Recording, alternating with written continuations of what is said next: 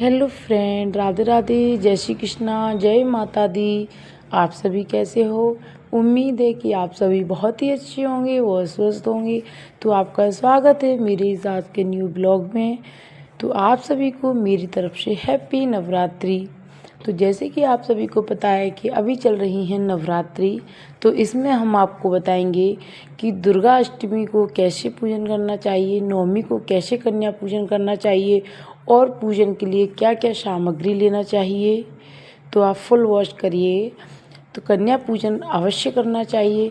हमारे हिंदू में कन्याओं को देवी का स्वरूप दिया गया है, इसलिए हमें कन्या पूजन अवश्य करना चाहिए। हमें कन्याओं को अपने घर पर विराजमान करना चाहिए। छोटी छोटी कन्याओं का पुष्पों से स्वागत करना चाहिए। उन्हें आसन पर विराजमान करना चाहिए।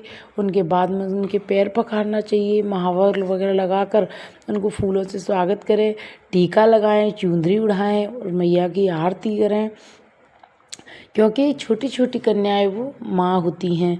और उसके बाद में जब हम अष्टमी की पूजा की विधि के लिए सामान लेते हैं तो मैया को पहले विराजमान करेंगे। उसके बाद में मैया के लिए अक्षत, रोली, पुष्प, फ्रूट, पान का पत्ता, बतासे, लौंग, फ्रूट, दीपक, दक्षिणा, सुहाग, चुंदरी, हलवा का प्रसाद चना और पूरी बेहद मैया को प्रिय है, तो उसको हम अवश्य लेंगे। दूध, फूल, सारा चीज़ मैया को समर्पित करेंगे। एक सुपारी लेंगे हम। सुपारी हर पूजा में रखना चाहिए। उसके बाद में हम सारा सुहाग समर्पित करेंगे मैया को। और फिर हम लेंगे एक पात्र में हम एक स्वास्तिक बनाएंगे। उसमें हम हवन कुंड को विराजमान करेंगे। उसमें फिर पहले हम घी डालेंगे, उसके बाद अग्नि प्रज्वलित होने के बाद में ही उनको हवन को स्टार्ट करें, क्योंकि पहले अग्नि प्रज्वलित करना चाहिए, उसके बाद में ही हवन प्रारंभ करना चाहिए। तो यह सारी सामग्री करने के बाद में हम अच्छे से हवन करेंगे। मैया का हवन बहुत ही शुभ माना जाता है घर में। उसके बाद में हम आरती करेंगे, कन्या पूजन करेंगे। कन्या पूजन के बाद में हम उनको प्रसाद ग्रहण करवाएंगे और मैया से आशीर्वाद लेंगे।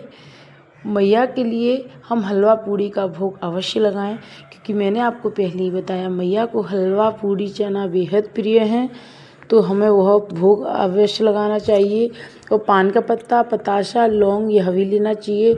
और बच्चों के लिए जैसे श्रृंगार का सामान और ड्रम बॉक्स वगैरह, पेन वगैरह, इरेज़र, पेंसिल और मेकअप का सारा जो भी सामान होता है, बच्चों के हिसाब से ही हमें बच्चों को सामान देना चाहिए, जिससे बच्चे प्रसन्न हो जाते हैं। बच्चे प्रसन्न हो जाते हैं तो समझ लो माता रानी प्रसन्न हो गई। और उसके बाद में हमें एक नारियल अवश्य लेना चाहिए, क्योंकि माँ की भेंट के लिए नारियल अवश्य होता है। नारियल लेना ना भूलें। तो नारियल पता से लेकर हम अवश्य माँ के लिए भेंट निकाल कर रखें। और मैया को हम अपने घर पर इतने दिनों से विराजमान किए हैं, तो मैया का अच्छे से पूजन सत्कार करें और मैया से कामना करें कि हे माँ, इस वर्ष आप हमारे घर विराजमान रही, वैसे हमेशा आना, अपना आशीर्वाद हमारे ऊपर हमेशा बनाए रखना।